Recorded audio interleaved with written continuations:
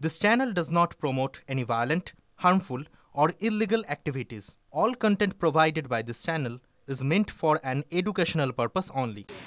ব্যাপারটা যেটা হয়েছে, let us very clear that nowadays the system is they don't inform the mother party, they only inform the parliamentary party, but parliamentary party only works for the parliamentary session, but they cannot take a policy decision.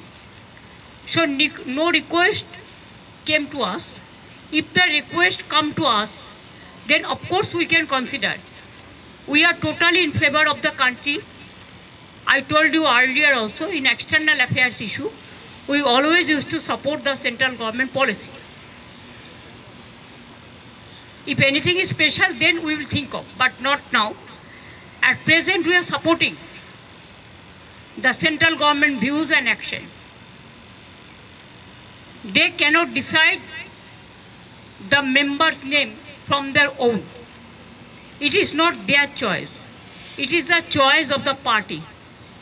If they request me to send someone, we will decide the name and we will tell them. It is not that we are boycotting or we are not going. That is wrong.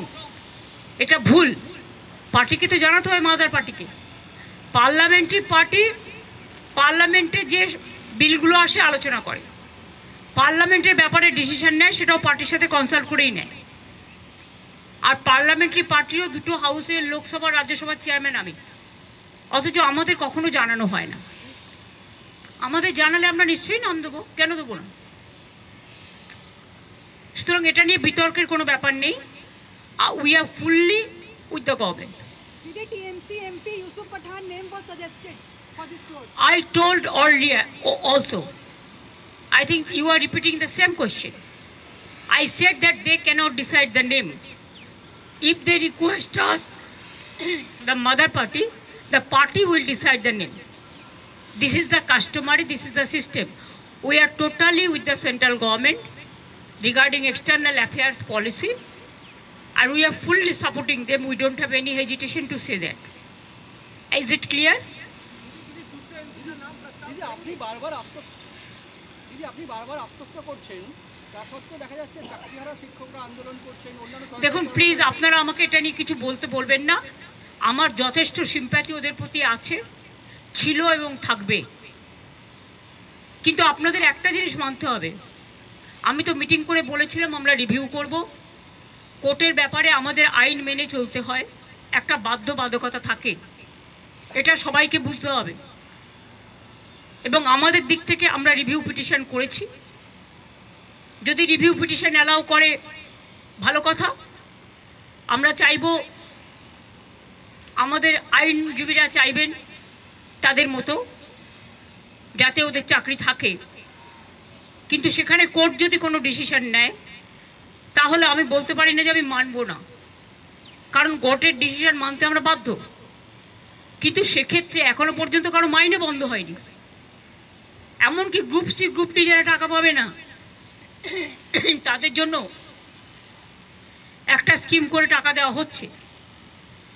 তার উপরে আমি জানি না, আমার একটা জিনিস খুব খারাপ লাগে, যারা ওস্কাচ্ছে তারাই কিন্তু মামলাটা করেছে ওদের বিরুদ্ধে। চাকরিগুলো কিন্তু আমাদের জন্য যায়নি। চাকরিগুলো যাদের যাবার পথে দাঁড়িয়েছে সেটার জন্য দায়ী যারা, আমি তাদের বলবো এটা না করলেই পারতেন।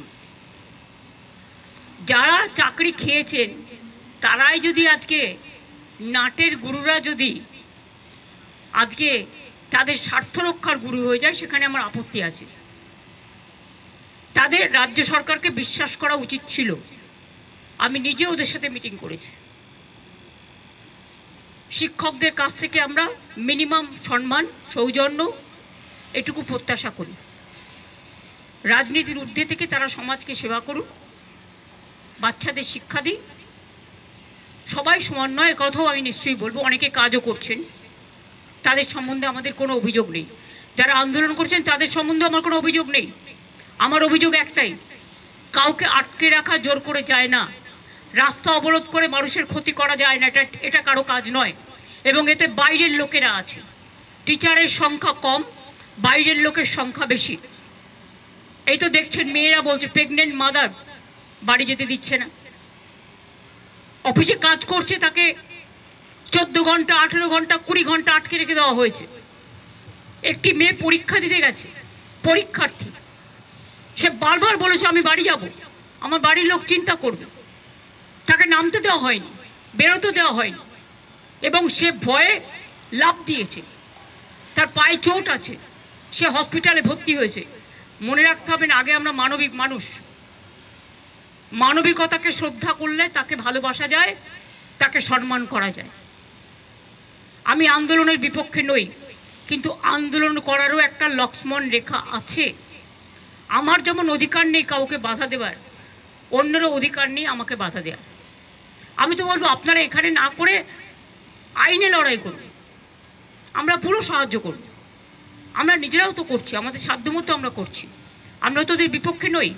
কিন্তু কোনো রাজনৈতিক দল যদি মনে করেন রাজনৈতিক দল জল ঘোলা করবেন, তাহলে সেই রাজনৈতিক দলকে আমার কোয়েশ্চেন থাকবে, কোর্টে গিয়ে কেসটা তো আপনারা করেছিলেন, এটা করা কি ঠিক ছিল?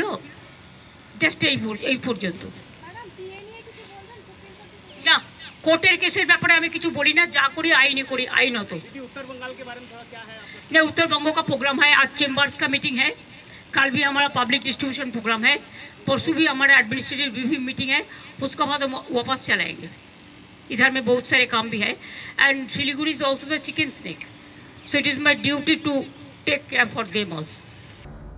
উত্তরবঙ্গ যাওয়ার আগে মুখ্যমন্ত্রী মমতা বন্দ্যোপাধ্যায়ের বক্তব্য আপনাদের সামনে শোনালাম। ক্লাস 10 ও ক্লাস 12 এর পরীক্ষা শেষ, রেজাল্ট আউট। এরপর কি পড়বেন, কোথায় পড়বেন, সুযোগ সন্ধান এখন হাতের মুঠোয়। টিভি9 বাংলা এডুকেশন এক্সপো 2025, কলকাতার সবচেয়ে বড় এডুকেশন এক্সপো। ডিগ্রি না ডিপ্লোমা, কোন কোর্স করবেন, কিভাবে প্ল্যান করবেন নিজের ক্যারিয়ার, সব প্রশ্নের উত্তর একটাই। TV nine Bangla education expo. একই ছাদের তলায় থাকছে নামকরা সব ইঞ্জিনিয়ারিং কলেজ, বিশ্ববিদ্যালয়, মেডিকেল ও management institution. TV nine Bangla education expo 2025, 31 May ও 1 জুন বোস ইনস্টিটিউটে, কলেজ মোড়, সেক্টর 5, সকাল 10টা থেকে সন্ধ্যে 7টা পর্যন্ত। এন্ট্রি একেবারে ফ্রি।